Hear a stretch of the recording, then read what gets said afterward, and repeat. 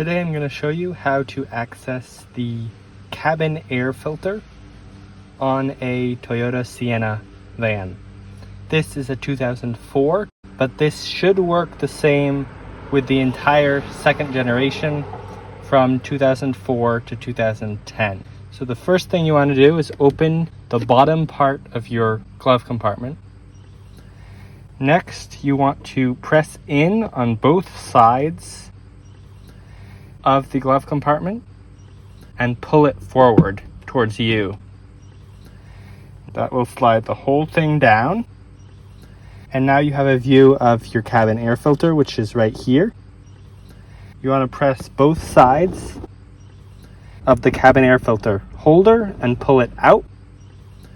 And this whole tray slides right out. There you have your cabin air filter right in there. And you can remove it by just pulling it up from these tabs on the sides. And once you've replaced it or removed the debris, you can go ahead and do the reverse. The tray shows the direction it should go. So this is up. Line it up back in the slot and just press it back in until it clicks. And then once that's in, do the reverse with the glove compartment as well.